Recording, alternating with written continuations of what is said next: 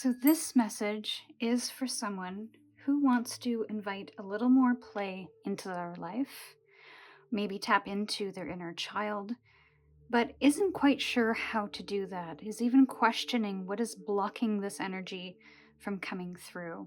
For today's reading, we are going to be tapping into the fairy energy, which I've always found to be very playful. And today we have a new deck that was just released and backed on Kickstarter. And she is a very dear friend of mine. If you are interested in checking this deck out, you can find the link for that in the description box. So let's pull some cards to offer you a fresh perspective from the fairies today. And remember to be discerning with any and all messages, only taking what resonates and what makes sense for you, leaving the rest behind for someone else. Now, before choosing, take a few deep breaths, center yourself, and set the intention to receive what serves you most. And when you're ready, follow your intuition to the pile that calls to you. The timestamps are in the description, along with links to book a personal reading or join my Patreon page. For a closer look at the crystals to help you choose the path that is calling to you the most, let me do that right now. For Soul Path 1, we have the orange selenite stone.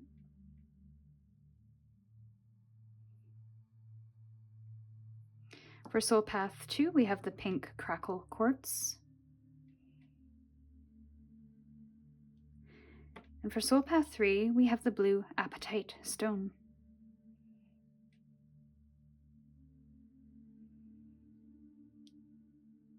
So with that, I'll leave you to choose your pile, and I'll see you in your reading.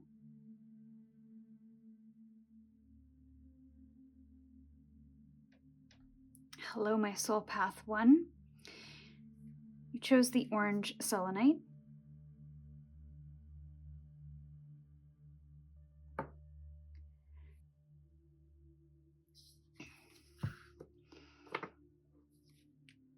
I'm not getting a lot of channeled messages today, which is surprising. I usually get a lot of channeled messages with the crystals, but today I'm not.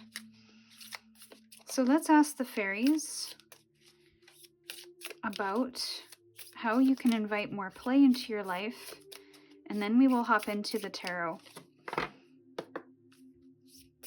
Oh, okay. There's something about rolling with the punches here, so this feels like, I don't want to say being more flexible, but being really, I want to say less rigid. And maybe there's a fixed idea of what you think play should be or how it should look. So let's see. For Soul Path 1,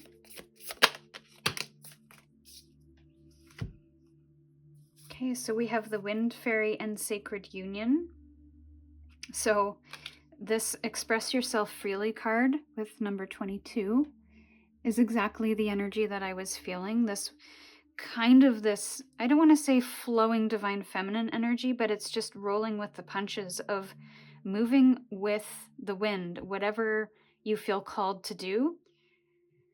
So if you feel like you would like to paint, then paint without a destination, paint without an objective. So there's something about removing the rigidity out of the process, removing the need for something to be a certain way. And then Sacred Union with the number 21, this is a blessed bond of love, co-creation for a higher purpose. Now, this could be for those who could do something with a partner.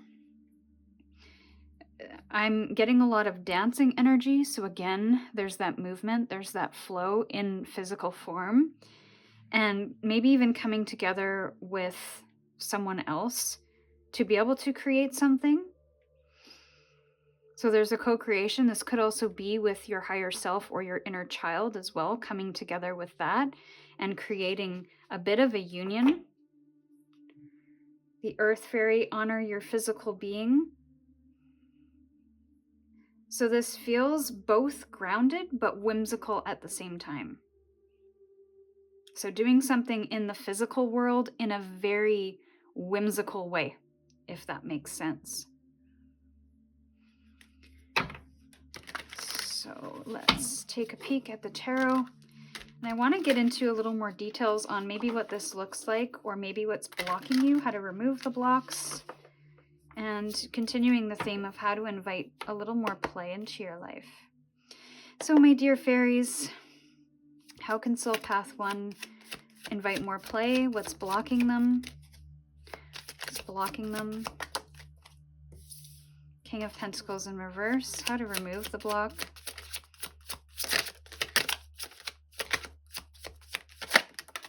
Cute. And how to invite more play. How to invite more play. Hidden influence, Ace of Cups. Okay, I'm just going to put this over here, bottom of the deck energy.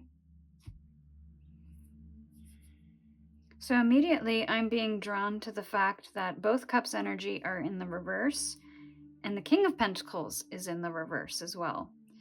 But the Justice card, which is at the heart of the tarot spread here, is asking for you to balance something.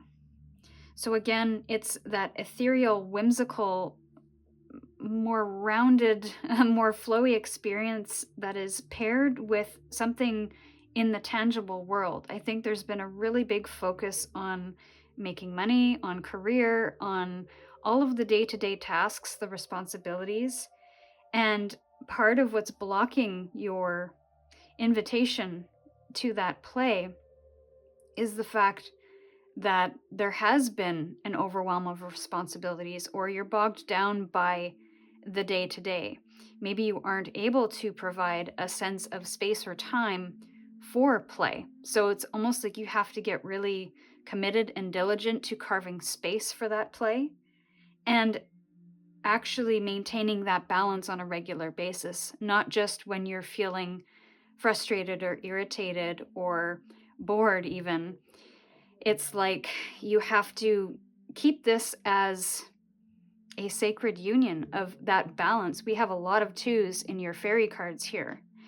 And all of the 2s added up is 6, with that additional 1 being 7. So I feel like there will always be that pull, that draw to focus on those responsibilities, those obligations, caring for other people, doing your job, building a business, whatever it is that you need to do to keep food on the table and keep people feeling comforted and secure and safe. But don't forget about the playfulness. Don't forget about the things that you desire to do. With this Ace of Cups in reverse, I feel like you have been neglecting yourself in some way. So this is a return to that pleasure, to filling your cup up. And maybe that'll be a little bit of an exploration. This is something that you may have to feel into or work into. Water off a duck's back. For some reason, I'm seeing a duck in my mind's eye. And it's almost like that has to be your motivator or your mantra or something. And I'm getting that feeling with this because water can't really settle on something that's round. So whatever might threaten that space, that time, that personal attention that you're giving to yourself, or the joys, the play in life, it's almost like you have to let that roll off, prioritizing your play, prioritizing your joys, of filling your cup up first before getting to the responsibilities and the daily stuff. Now, I feel like there's some things that you won't be able to do, and that's okay. You have to tackle those right away because there's a deadline, there's an immediate need for something. But all the other stuff, I feel like you're prioritizing over your own sense of fulfillment or your own sense of pleasure. So there needs to be a little more of a discernment, a little bit more judgment of what you focus your time and energy on, and whether or not that has a value to you, whether or not that is a need to do or a must do, Or is it something that you feel obligated to do because maybe there's an external pressure, there's an external influence, there's even an internal pressure or influence as well. So there's this feeling of you have to do it or it'll never get done. What if you just put a pin in those things that don't actually need to get done right now? So there's almost like a reprioritization happening. And with the Five of Cups in reverse, this is how to invite play into your life a little bit more. So again, we've got more cups energy. This is emotions. This is feelings. There could be a lot of feelings about stepping into this play. And there may even be a sense of grief or loss attached to play. So there's a fear of what it is you're going to be losing within self, maybe within your external connections. But there has possibly been an emotional loss or grief that you have moved through that almost needs to be either a part of this process of play to be able to move through that grief, or it has to be released so that you can focus on the future, focus on the new things that you want to invite in rather than what's been lost. And that might sound a little glib and a little passive because I can't put a context to a general reading. So please take that if it fits. But there is a guidance to process emotion, process grief, process loss, or have that be a part of the releasing process. Having joy and play being almost a companion to that grief and loss. So again, we're holding those two polarities within balance. We're not so far over into our grief, into our disappointment, into our resentment, that we are losing sight of the things that are important around us. We're not losing gratitude in the things that we do have. We are not losing ourselves in that process, in that emotional overwhelm. So I want to get a couple more cards to end your reading.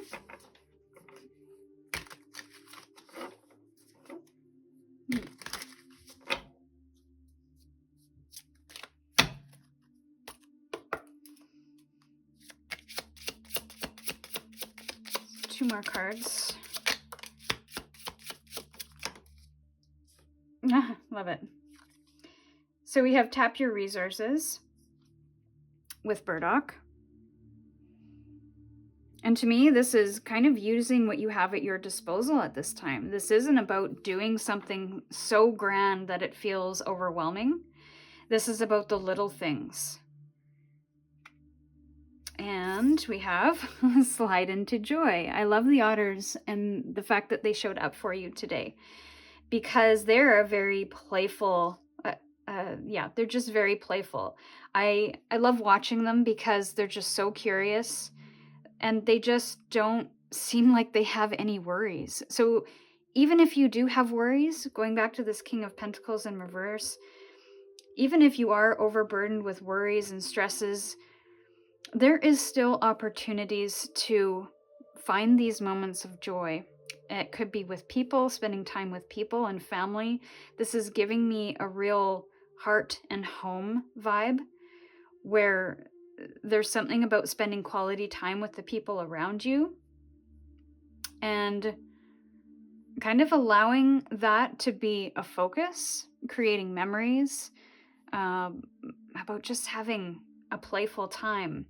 And it doesn't have to be expensive. It doesn't have to be overwhelming or something that you have to plan months in advance. It can be game nights. It can be cooking dinners together. It can be going to the park for a picnic lunch. You know, creating these moments, these memories, for some, I think, are going to be really important. And digest your past with the monarch butterfly. So butterflies could be a symbol for you. An otter could be an animal spirit for you. So take that into consideration as well. But with the butterfly digesting your past, I feel like that's part of what this Five of Cups energy is in reverse. Something about really getting comfortable in the discomfort of softening the grief, somehow transmuting it to turn it into something different, to transmute it into something that is reflective and maybe honoring. So there's something about honoring your grief in a way, or there's something about celebration or ritual, rather than have it be a heavy, sad, or traumatic thing. It's how can you honor what you've lost? How can you create a beautiful memory or joy around the wonderful person or the wonderful moment that you lost, the thing that offered you a sense of fulfillment at one point, a sense of celebration? How can that be honored rather than having the grief itself be the focus? So there's something about a shift in perspective, a shift in focus, and just a rebalancing of not forgetting about the joy in life, and that play can be a part of your life if you are willing to open up and allow yourself to feel it. So these are the messages I have for you. If this reading resonated, let me know. Thank you for visiting and trusting me with your energy. And until we meet again, stay curious, and I'll see you soon.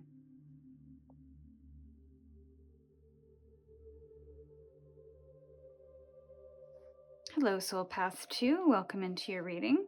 You chose the pink crackle quartz. Now, I always get such a childlike energy with this stone, so naturally it works really well with this reading.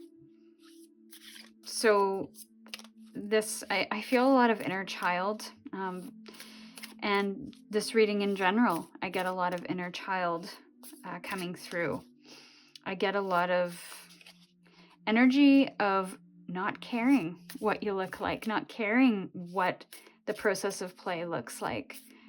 And that can be hard for adults to do. So let's get an energy for Soul Path 2 about play. It's too many. How can they invite more play into their life? What messages do the fairies have for Soul Path 2 on their play?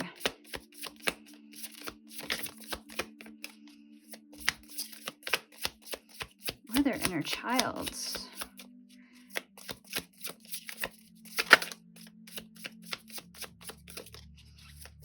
Play.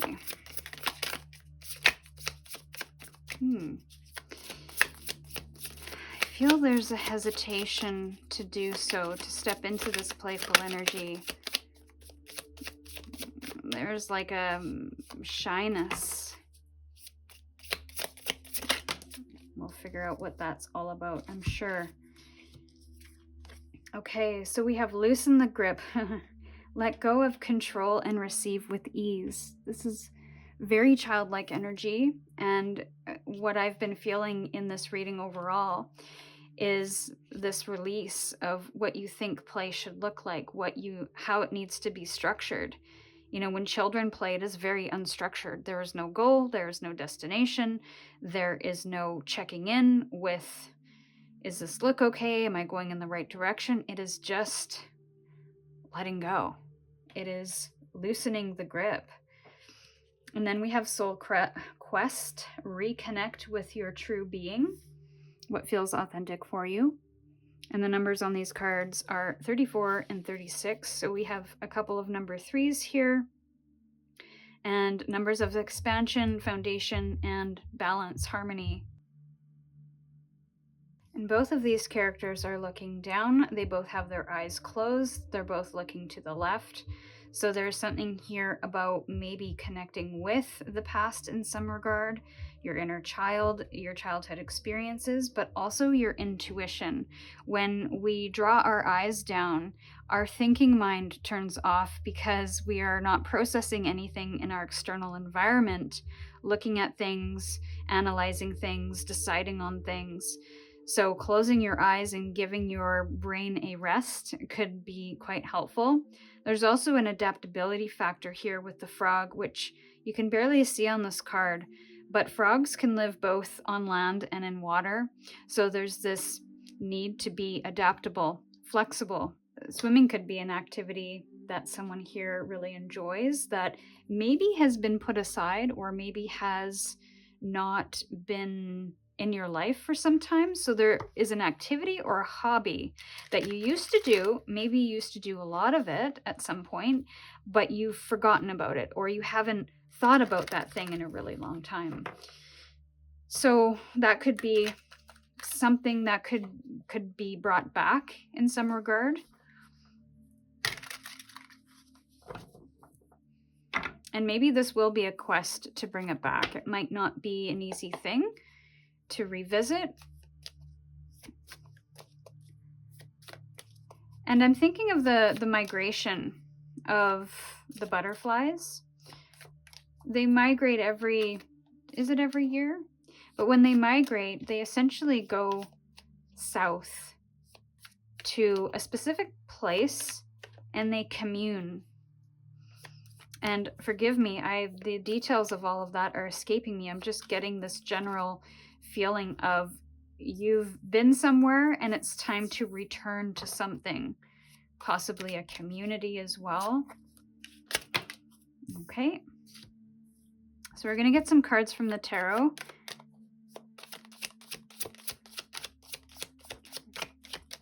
How to remove the block. Ten of Wands in reverse is what's blocking the invitation to play. How to remove it, and then how to invite more play into your life for this last card. And then bottom of the deck energy, we have the Three of Pentacles in reverse.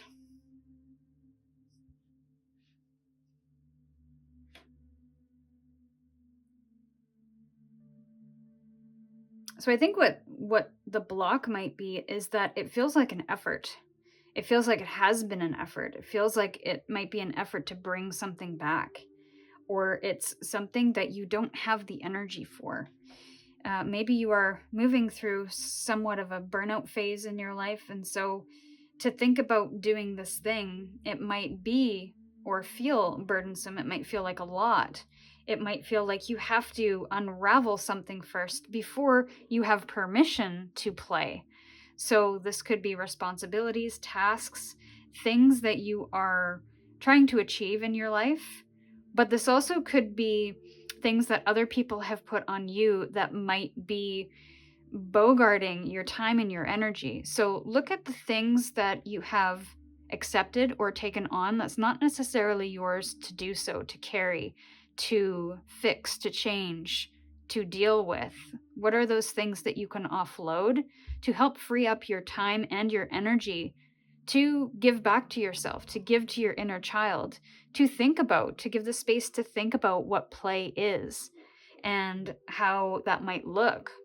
Four of Cups in reverse, it's about looking for new opportunities that are and feel fulfilling.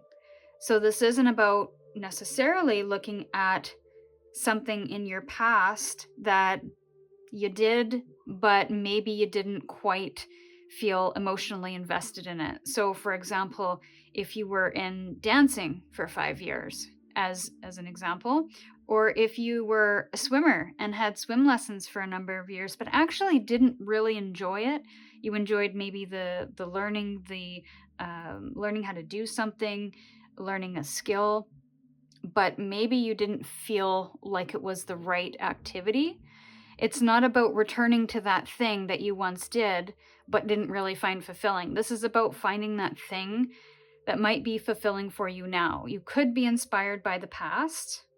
There could be a reflection about the past so that you can understand what might bring you that joy, that bring you that play, but it might not necessarily be that thing in specific here.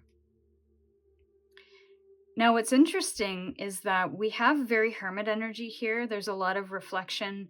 There's a lot of closing down the eyes. There's even a bit of meditative energy in both of these fairy cards here. And the hermit is very much that energy of getting quiet. So I think how to invite play into your life is to create the space, the solitude, block out the noise so that you can explore what play looks like to you again.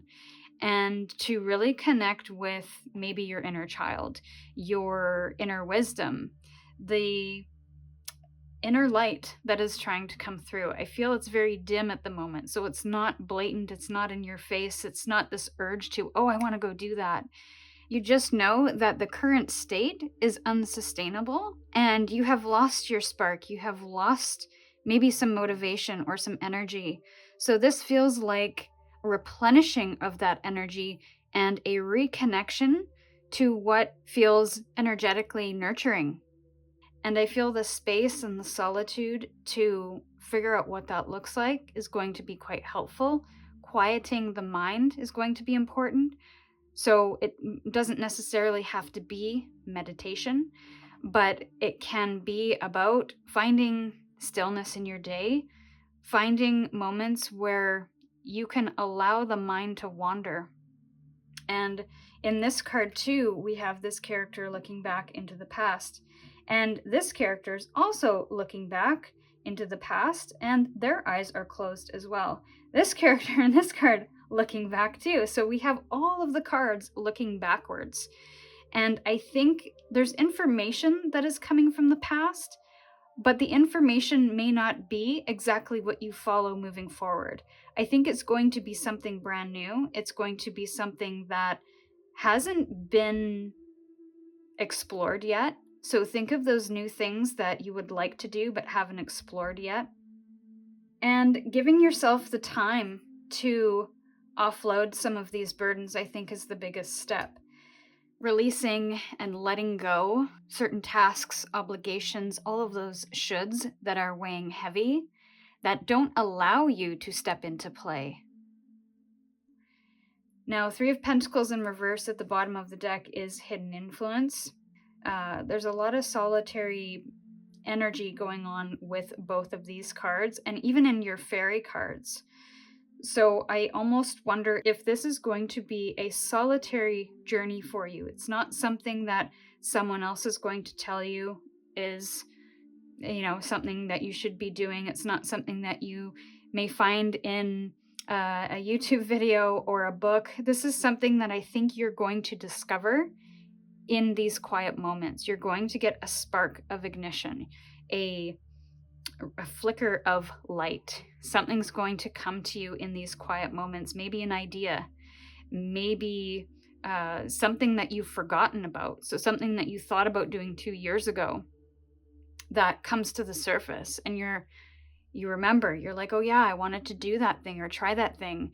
And now I have maybe the motivation or the time or the money, the resources to be able to go on that journey, whatever that journey looks like.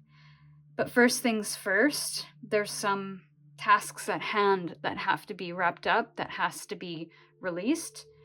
Maybe you need to offload some burdens to other people, so to have other people help you, because up to this point, it could be that you've taken on so much, you haven't had time to play, you haven't had the energy to play, or even explore what you want to invite into your life in regards to that. So step 1 is that 10 of Wands in reverse. Let's get some more energy for this play. How else to invite play in Soul Path 2's life? How else to invite play?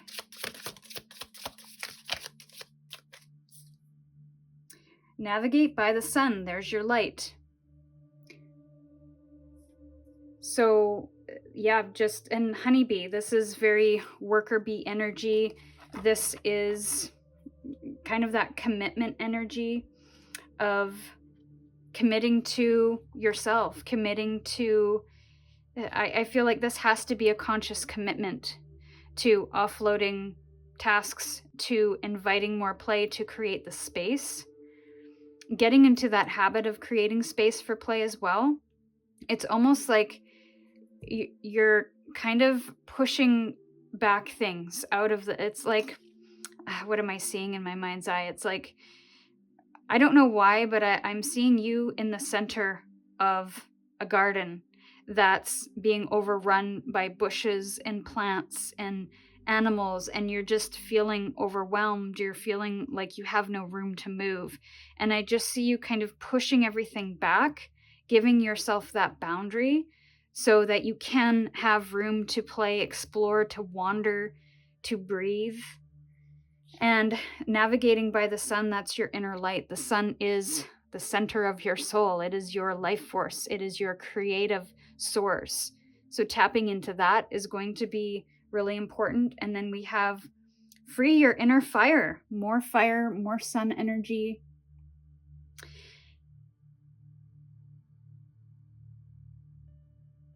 And on the bottom of the deck, align your inner compass with the raven. So we've got a couple of bird energies here, and we do have some winged creatures here with the butterflies and the moth as well. So yeah, it's building freedom. It's giving yourself freedom and permission to have that freedom, to maybe give yourself the space to hone in on something here. Ultimately, this is about finding your rhythm and aligning to that rhythm a little bit more. So I don't think it's about finding that thing. It's about creating the space to invite it in, to follow the light, if you will. Follow the things that you are attracted to in the moment, to explore and wander and wonder, and to eventually be attracted to the thing that's going to bring play. But you have to make room for it first. Be okay not filling the space with something to do, somewhere to go, or someone to connect with. So that is your task, my dear Soul Path 2. And these are the messages I have. If this reading resonated, let me know. Thank you for trusting me with your energy. And until we meet again, stay curious, and I'll see you soon.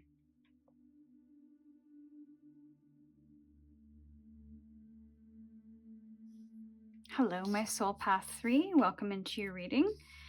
You chose the blue apatite stone, and just by the name, I'm getting there's an appetite for play. So I think you're ready for it, and you may even be doing it already to some degree. And maybe there's a question of I don't know.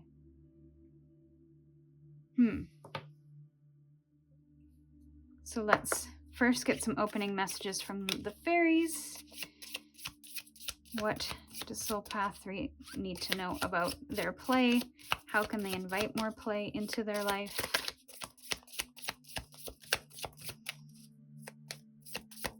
I'm seeing the ocean, so there could be some surfers in the crowd. There could be just someone who really loves water. Maybe being by the ocean is somewhere to start, if that calls to you. So 2 cards to open the reading. How can Soul Path 3 invite more play? Okay, we got 2 cards here. We have wild and free. Liberate your untamed self, live in alignment with nature. So we're getting a call to spend more time in nature and rewild yourself.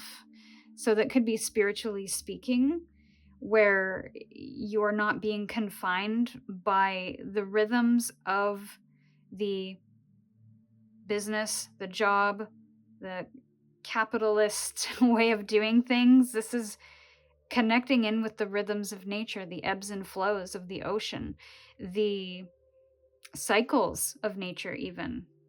And then we have Heart's True Home. Create a nourishing living space. What does home mean for you?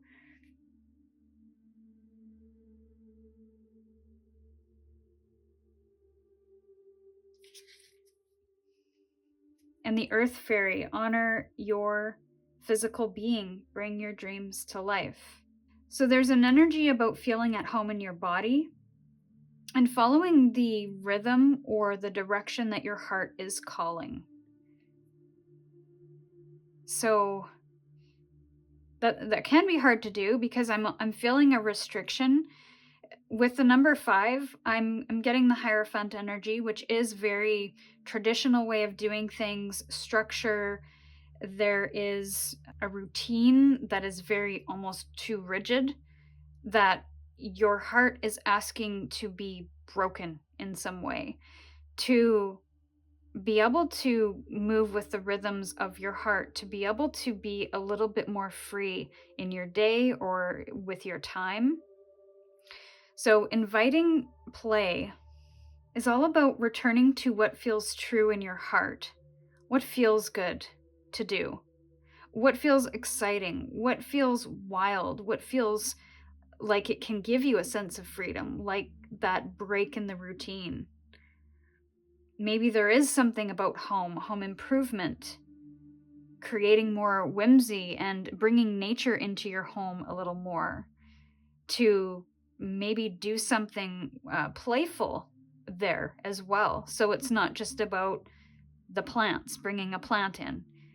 It's about maybe having a plant that runs up your wall, or bringing items from nature inside. Some pine cones that you create something from. There's something about crafting here. Using nature as your guide or your inspiration, your muse. And playing with those ideas a little bit.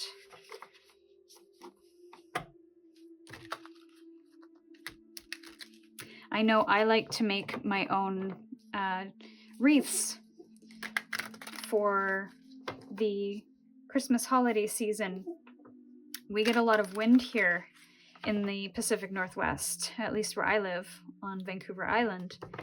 And there's a lot of branches that fall, a lot of firs and cedars and all kinds of branches that I love to harvest, because I'm not taking them from the tree.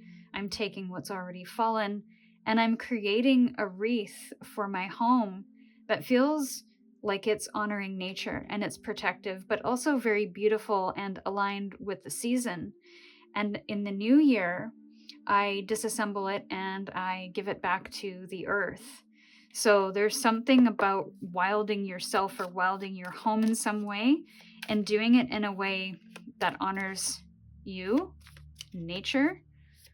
And that feels very playful to me. Again, I'm coming back to crafting. So there's a lot of, I don't know if they still do this, kids still do this, but making your decorations out of pine cones and things found in nature. So that could be something there. So let's take a peek at what is the block to inviting play in Soul Path 3's life. We have the Six of Wands. How to remove this block. Okay, that spun around many times. So there's a bit of chaotic energy with that. And how to invite play. How to invite more play. Okay, hidden influence, bottom of the deck, Seven of Swords in the upright here. All right, so Six of Wands in reverse, the Eight of Pentacles. There's a feeling like there's an obligation for this to have some kind of, I think there's an expectation on play. And I know this is true for me and a couple other people that I know, so this might resonate for you as well, is there's this almost need that when you do something, there has to be some kind of reward, that may be financial reward, but there's this need for it to be good. And if it's not good, then what's the point? And so you don't start anything. And play is not about perfection. Play is not about doing things and doing it well and doing it and mastering it. It's not doing it to create a business from. That can be the case in some cases, but that's not what this reading is about. This is wild and free, uninhibited play that has no goal, that has no purpose, that is absolutely free from inhibition and has no goal outside of it just being fun. So I feel part of the block is that you're seeing it in that way. What I'm getting is you don't have to share what you're doing. This is for your eyes only, whatever it is that you want to do here. And I think you have an idea. But I think there's been a lot of external influence or a lot of external ideas that maybe you have adapted or adopted that makes you think whatever you're doing has to be shared with someone. But this doesn't have to be shared with anyone, and there's nothing wrong with that. I'm looking at the Seven of Swords when I say that because this is very kind of under the radar energy. And there's a guilt with that. There's a guilt that comes with the Seven of Swords because it feels like you're hiding something or you're doing something in secret. I'm getting that somebody loves to do witchcraft and you work with the four corners and you do spells, and that is an element of play. That is a very playful practice, or can be. And so there's this kind of hidden element, like you don't want to do it, or you don't want to start something, or you don't want to go down a certain path because you feel you have to share it with people, or you feel you have to master it in some way. But that's not the case at all. You can be a hidden witch. You can be a hidden crafter if you want. This is for you and for you only. Don't feel like you have to share it on social media. Don't feel like you have to share it with friends. If you want to, all the power to you. But don't make that the goal, because then it becomes about the end result, more so about the process of play, the process of giving yourself that freedom to express in any way that you see fit. Now, with the Seven of Cups as how to invite it in a little bit more, I feel like you are very multi-passionate. There is a multifacetedness with the things that you love to do, your desires, the things that you really enjoy pursuing and exploring and entertaining. There's some things here that I feel are not yours, though. And there's almost this energy of, I've got so many things that I want to do and maybe not enough time. Or there's so many things that I want to explore. Like there's a curiosity here. And therefore there's an overwhelm because there's so many choices for you to make and everyone you feel drawn to. But I would say to invite play into your life is to start with one thing that you feel drawn to the most and focus on that for a particular time frame. You can give yourself a time frame if you like, or you can explore that for the moment and then move to something else tomorrow. It is completely how you want to do things. Especially if you have multiple interests, multiple passions, there's nothing to say that you have to stick with one thing to get really good at it. You can bake bread today and paint something tomorrow, and it doesn't have to be good. It can just be moving the brush around and getting a feel for things. I feel like there's either some that have a singular thing that they like to do. Actually, no, I take that back. Not only do you have multiple options to choose from, maybe multiple skills, multiple desires, but you also you put this pressure on yourself that you have to master it in order to really indulge in it and be proud of it, or to explore it even. There's pressure to perform, pressure to be validated, to have your work be good based on what other people are, like how they view it. Navigate life with determination with the red salmon.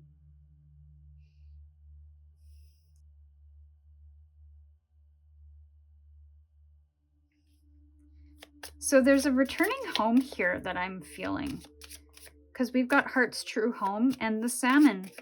When they finish up their life cycle, they go back home to where they were born. Fascinating. They go back to the same river that they were born in. And it's just amazing to me. And through that, a lot of them have to go through some pretty challenging obstacles. So there's a determination there. You might be too determined for your own good, or for this play to really have a joyful presence. And then Trillium, where are we here? Upside down. Spirit into matter. And trilliums are an interesting plant too. I think the germination time is 2 to 3 years. So they don't actually, once they're planted, it takes them 2 to 3 years to even poke up through the ground. And then they bloom, I think, every 7 years. So this may require a bit of time on your part to find your rhythm, to find your flow in this. There's also a feeling like you feel you are behind in some way, or that you have fallen back and you can never return to something. So this is also about changing some of the beliefs or the stories that come with this idea of play.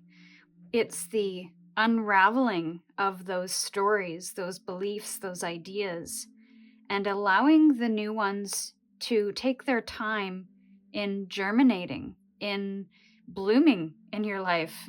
Play isn't something to force, to push upon yourself, but it's something to surrender to, so that you can bring your spirit into matter at some point without any hurdles, for it to be a free flowing play. So this is what I have for you, my dear Soul Path 3. If this reading resonated, let me know. And thank you for trusting me with your energy. Until we meet again, stay curious, and I'll see you soon.